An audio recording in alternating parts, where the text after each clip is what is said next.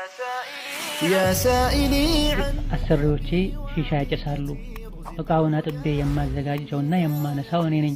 ሐራም ይሆንብኛል ወይ ይላል። محقق في قوله ሙሳፊር ቢበላ ነው የሚሻለው ወይስ ቢጾም ይላል። حب الصحابة كلهم ሐይድ ሲሆን ሳምንት ብቻ ነበረ የሚቆይብኝ። አሁን ግን 15 ቀን አልፏል፣ አልቆመም። ሶላቴን ጾሜን እንዴት ላደርግ የሚል ጥያቄ ነው። لكنما الصديق منهم መጀመሪያ ላይ ተራዊህ ሰግዳለሁ። ዊትሩንም አብድሬ ሰግጄ ኋላ ላይ ተነስቼ ስሰግድ ደግሞ ሌሊት በምሰግድበት ጊዜ ዊትሩን መድገም እችላለሁ የሚል ጥያቄ ነው። ተራዊህ ሶላትን ቤት መስገድ እንዴት ይታያል? ዊትርንስ መድገም ይቻላል ወይ የሚል ጥያቄ ነው። قالوا له خالفت أقوال الشيوخ ولم يبالوا الخلف. السلام عليكم ورحمة الله وبركاته. الحمد لله رب العالمين والصلاة والسلام على النبي الأمين وعلى آله وصحبه أجمعين. أما بعد ከረመዳን ጋር ተያያዥ የሆኑ የተለያዩ ጥያቄዎችን የምንመለስበት ፕሮግራማችን ሲሆን ወደ ጥያቄዎች ምላሽ ከመግባታችን በፊት ባለፈው የጥያቄ መልስ መግቢያ ላይ የተወሰኑ የዱዓ አደቦችን ጠቅሰናል። ዱዓ ከትልልቅ ዒባዳዎች መሃል አንዱ ነው። በል ሶሒህ በሆነው ሐዲስ እንደተነገረው ዱዓ ዒባዳ ነው ብለዋል ነቢዩ ዓለይሂ ሰላቱ ወሰላም።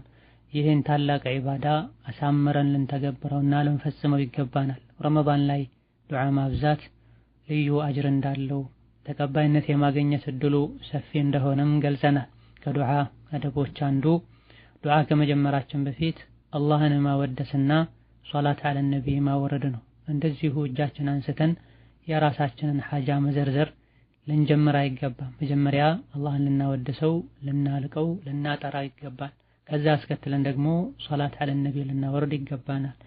ከዛ በኋላ የራሳችንን ሐጃ ጠይቀን ስናበቃ መጨረሻ ላይ ስንዘጋም ሶላት አለ ነብይ ልናወርድ ይገባናል።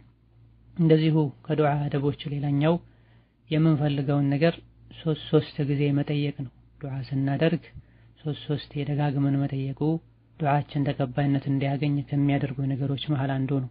اللهم اغفر لي اللهم اغفر لي اللهم اغفر لي ማለት اللهم ارزقني ያለን መደጋገም ነብዩ አለይሂ ሰላቱ ወሰላም ዱዓ ሲያደርጉ ሶስት ያደርጉ እንደነበረ ሐዲስ ላይ ተጠቅሷል። ወሀከዛ ከዱዓ አደቦች ሌላኛው ዱዓ መቅቡል ይሆንበታል የተባለን ወቅትና ሁኔታ ጠብቆ ማድረግ ነው። የሌሊቱ የመጨረሻው ክፍለ ጊዜ ላይ፣ ጁሙዓ ቀን ላይ፣ በተለይ ማምሻ ከአሱር በኋላ፣ እንደዚሁ ከሶላት በኋላ ከማሰላመታችን በፊት ወይም ደግሞ ካሰላመተን በኋላ የምንላቸው ዚክሮች ራሳቸው እንደ ዱዓ ተቆጥረው ማለት ነው። ሌሎችም ዱዓ መቅቡል ይሆንባቸዋል የተባሉ ወቅቶች አሉ። ረመዳን በጥቅሉ ዱዓ መቅቡል የሚሆንበት ወቅት ነው። ለይለቱል ቀድርም እንደዚሁ ዱዓ መቅቡል ይሆንበታል ተብሎ ተስፋ የሚደረግ ሌሊት ነውና እንደዚህ አይነት አጋጣሚዎችን የጠበቁ ዱዓ ማድረግ ነው። አላህ ተባረከ ወተዓላ ዱዓቸውን ከሚቀበላቸው ባሮቹ ያድርገን። ወደ ጥያቄዎቹ ምላሽ ስንመለስ ዛሬ ከምናያቸው ጥያቄዎች አንደኛው አሰሪዎቼ ዑምራ ከኛ ጋር መሄድ አለብሽ ብለውኛል። አይ ብላቸውም የግድ ነው ብለውኛልና ከአሰሪዎቼ ጋር ዑምራ መሄድ እንዴት ይታያል የሚል ጥያቄ ነው። በመጀመሪያ ደረጃ አሰሪዎች የስጋ ዝምድና ኖሯቸው መሕረም እስካልሆኑ ድረስ አንዲት ሴት ከአሰሪዎቿ ባዕድ ከሆነ አሰሪዋ ጋር ለዑምራም ይሁን ለሌሎች ጉዞዎች ከተማን ለቃ መሄድና መሳፈር አትችልም። እዚህ ጥያቄ ላይ በተጠቀሰው መሰረት ከተገደደች ግን ላ ዩከልፉ ላሁ ነፍሰን ኢላ ውስዐሃ የተኛዋንም ነፍስ አላህ ተባረከ ወተዓላ ከአቅሟ በላይ አያስገድዳትምና ከአሰሪዎቿ ጋር መሳፈር ትችላለች። ፈልጋ ሳይሆን ተገዳ ነውና ያደረገችው። እነሱ ሂጂ ብለው እንኳ ባያስገድዷት ቤት በመቅረቷ ለህይወቷ የምትሰጋ ከሆነ መሄድ ትችላለች።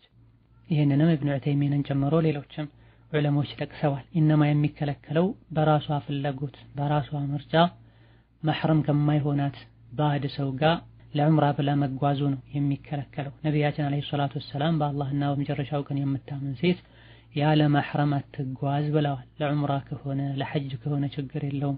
ብዙ ሴቶች አብረው ካሉ ችግር የለውም። መንገዱ ሰላም ከሆነ ችግር የለውም አላሉም። በየትኛውም መልኩ ሴት ልጅ ያለ መሕረም መሳፈር አትችልም።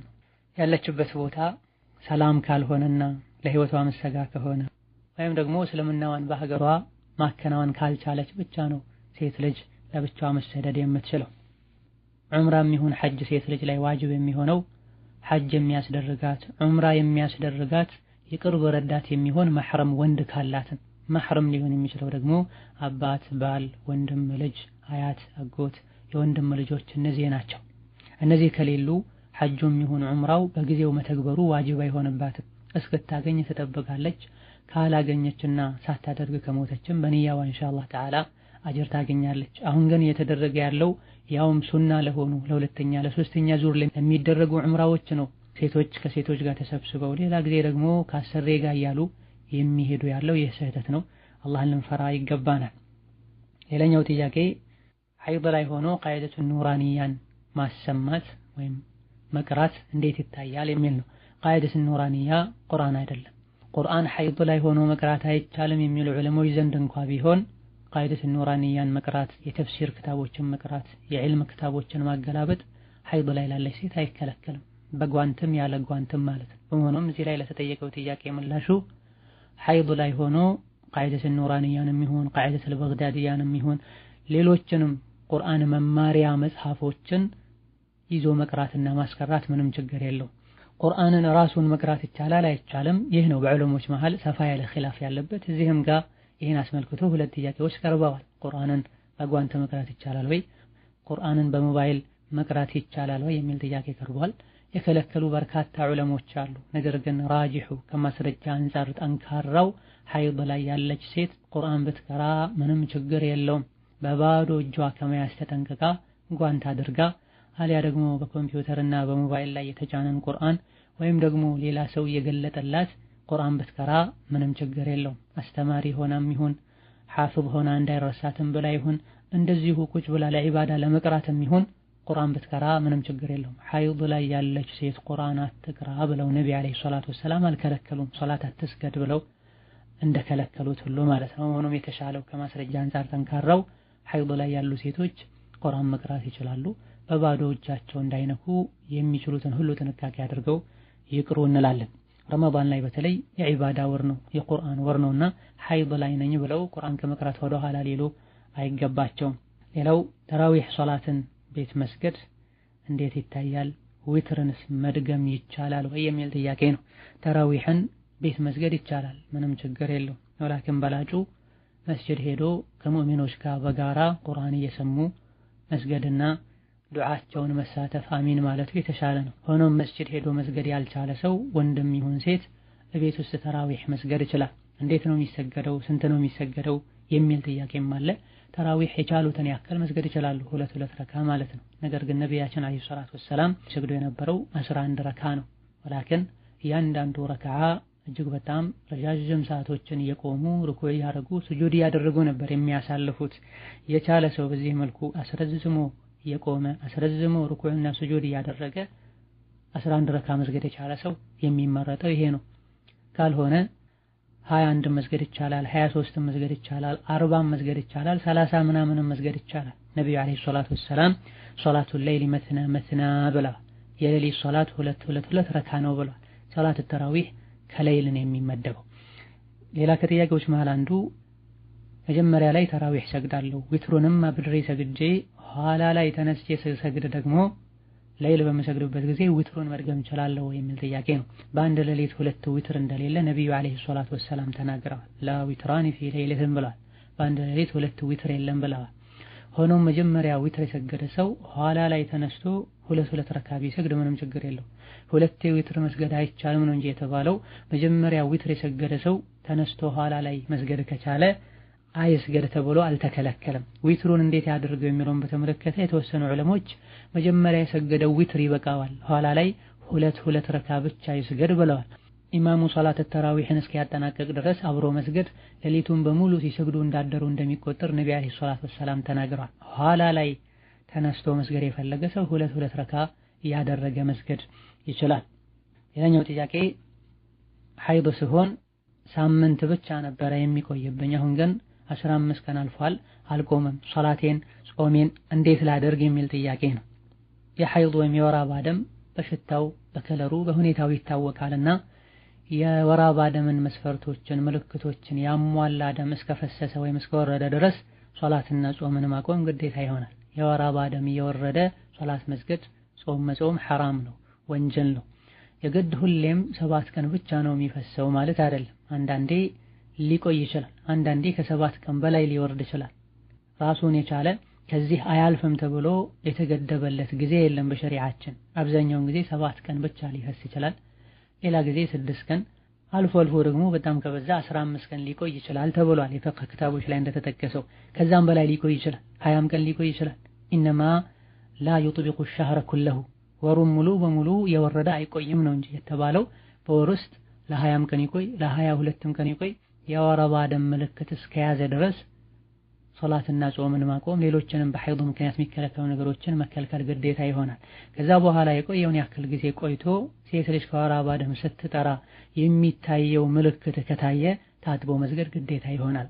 የወር አበባ ደም ሲቆም የሚታየው ምልክት እስካልታየ ድረስ የሚወርደው ደምም የወር አበባ ምልክቶችን የወር አበባ ደሞችን ምልክት እስከያዘ ድረስ መሰበርና መታገስ ያስፈልጋል። ወሩን ሙሉ የወረደ እንደሆነ እንደዚሁ ደግሞ የወር አበባ ደም ምልክት ከሌለው የበሽታ ደም ሊሆን ይችላልና ይሄኔ የወር አበባ ደም ሳይሆን የበሽታ ደም ነውና መጨረሻ ላይ አንዴ ገላን ታጥቦ ከዛ በኋላ መስገድ ይቻላል። ብዙ ጊዜ ለእንዲህ አይነት የወር አበባ ደም መዛባት ሰበብ የሚሆነው የእርግዝና መከላከያ መድኃኒቶችን መውሰድ ነው። ሌላ ጊዜ ደግሞ ጉዳትና ስራ መብዛት ሊሆን ይችላልና እንደዚህ ዒባዳን ለማዛባት ሰበብ የሚሆንን ነገር ከማድረግ ጥንቃቄ ማድረግ ያስፈልጋል። የተከሰተና በጣም ያደናገረንም እንደሆነ ወደ ሐኪም ቤት ጎራ በማለት ይህ የወር አበባ ደም ነው ወይስ የበሽታ ደም ነው ብሎ በምርመራ ማጣራቱ የተሻለ ነው እንላለን። ሌላኛው ጥያቄ ዙህር የተበላ አዳን ቢል ምን መደረግ አለበት? አዳን እንደሰማን ማቆም ነው የሚጠበቅብን። ልክ መግሪብ አዳን ሲል እንደምናፈጥረው ልክ ሱብሒ አዳን ሲል ወይም የፈጅር ወቅት ሲገባ ምግብ ማቆም መጠጥ ማቆም ይወጅብብናል። አንዳችሁ እየበላ ሳለ ወይም እየጠጣ ሳለ አዳን ቢሰማ የያዘውን ሳይጨርስ አያቆም የሚል ሐዲስ አለ። ይህን ዑለሞች በብዙ መልኩ ፈስረውታል። በላጩና የተሻለው ልክ አዳን ሲል ጎህ ሲቀድ መብላት መጠጣትን ማቆም ነው። አዳን እየሰሙ ወይም ፈጅር መግባቱን ያወቁ መብላት መጠጣቱ ስህተት ነውና መታቀብ ይኖርብናል። ሌላኛው ጥያቄ ሙሳፊር ቢበላ ነው የሚሻለው ወይስ ቢጾም ይላል። እንደ ሁኔታው ነው። መጾሙ የሚቀለው ከሆነ መጾም ይሻላል። መብላቱ የሚቀለው ከሆነ መብላት ይሻላል። በነቢዩ ዘመን ሰለላሁ ዐለይሂ ወሰለም ሱሐቦች መንገድ ላይ ሆነው ከነቢ ጋር የበሉም አሉ የጾሙም አሉ። ጾሙ የሚጎዳው ከሆነ ማፍጠሩ የተሻለ ነው። ከነቢ ጋር የሰላቱ ሰላም ጉዞ የሄዱ ሱሐቦች አንዱ በጣም ደክሞት ሱሐቦች ከበውት ያናፈሱለት አይተው ይህ ምንድነው ብለው ነቢ ሰለላሁ ዐለይሂ ወሰለም ሲጠይቁ በጾሙ ምክንያት ደክሞት ወድቆ ነው ሲባሉ መንገድ ላይ መጾም መልካም አይደለም ብለዋል። ለእንዲህ አይነቱ ሰው ለሚደክመው ሰው ብለው ዑለሞች ፈስረውታል። የማይደክመው ሰው ከሆነ መጾም ይችላል። የሚደክመውና የሚከብደው ሰው ከሆነ መብላት ይችላል።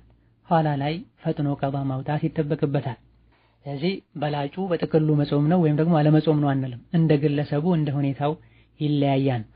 ሌላኛው ጥያቄ አሰሪዎቼ ሺሻ ያጨሳሉ፣ እቃውን አጥቤ የማዘጋጀውና የማነሳው እኔ ነኝ፣ ሐራም ይሆንብኛል ወይ ይላል። ይህ ጥያቄ በተደጋጋሚ ከሚነሱ ጥያቄዎች መሃል አንዱ ነው። አላህ ተባረከ ወተዓላ በተከበረው ቃሉ በመልካም ነገር ተጋገዙ፣ ተባበሩ፣ በወንጀል አትተባበሩ ብሏል። ሺሻ ማጨስ፣ ስጋራ ማጨስ እነዚህ ሁሉ ሐራም ናቸው። ጤናን የሚጎዱ ገንዘብን የሚያባክኑ አልፎ ሁሉ ከዒባዳ ሊያዘናጉ የሚችሉ ነገሮች ናቸውና ሙስሊም ሊረቃቸው ሊጠነቀቃቸው ይገባል። ይሄን የሚሰሩ ሰዎችን ማገዝ፣ ጫቱን ስጋራውን ገዝቶ ማምጣት፣ ሺሻውን አዘጋጅቶ ማቅረብ እነሱን ወንጀል ላይ ማገዝ ነው። ወንጀልን መስራት እንደሚከለከለው ሁሉ ወንጀል ላይ ማገዝም ይከለከላል። ለጥያቄው ምላሽ አዎ ይህ ተግባር ሐራም ነው። ከእንዲህ አይነቱ ስራ መታቀብ ግዴታ ይሆናል። ሌላኛው ጥያቄ ንቃብ ለብሼ አረቦች ቤት እሰራለሁ፣ እጀ ጉርድ የሆነ ልብስ ነው የምለብሰው፣ ይህ እንዴት ይታያል? ንቃብ የተደነገገው ወይም ሒጃብ ሙሉ በሙሉ የተደነገገው ሴት ልጅ ራሷን ከአጅነቢ ወንድ ለመከለል ለመሰተር ነው። በተቻለን ያክል ሒጃባችን ሸርጡን ያሟላ ቁርአን ላይ ሐዲስ ላይ የተነገረው ሱሐቦች ይለብሱት የነበረው አይነት ሒጃብ ሊሆን ይገባዋል። ይህንንም ለማሳካት ጥረት ማድረግ ይጠበቅብናል። ሴት ልጅ በኒቃብ ፊቷን ከሸፈነች እግሮቿን በካልሲ መሸፈን፣ እጇን በሙሉ ልብስና በጓንት መሸፈን ይጠበቅባታል። ጥያቄው ላይ በተነገረው መሰረት እጁ ጉርድ የሆነን ልብስ ለብሶ መስራት እንዴት ይታያል? አካባቢው ላይ ወንድ ካለ ይከለከላል። ሴት ልጅ እጆቿን እግሮቿን ማሳየት አይፈቀድላትም። ቦታው ላይ አጅነቢ ወንድ ከሌለ ምንም ችግር የለውም። ለስራ እጅን መግለጥ ከተገደዱ ገልጠው እየሰሩ ወንድ በሚያልፍበት ወቅት ላይ ወይም ወንዶች ይመጣሉ በሚባልበት ወቅት ላይ ለመሸፈን ጥረት ይደረጋል። በቻላችሁት ያክል አላህን ፍሩን የተባሉ ሙሉ በሙሉ በታዘዘው መሰረት መሸፈን አልቻልኩምና የቻልኩትን ያክል ተዋለው አይባል። የቻላችሁትን ያክል ልበሱ። በተቀረው አላህን ተባረከ ወተዓላ ፍሩ። ሁኔታውን አላህ እንዲያመቻችላችሁ በታዘዘው መሰረት ለመልበስ እንዲያበቃችሁ ዱዓ አድርጉ። هذا والله تعالى أعلم። ለዛሬ በእነዚህ እናበቃለን። የተቀሩ ጥያቄዎችን በሌላ ፕሮግራም እንመልሳለን። ወሰላሙ አለይኩም ወራህመቱላሂ ወበረካቱ።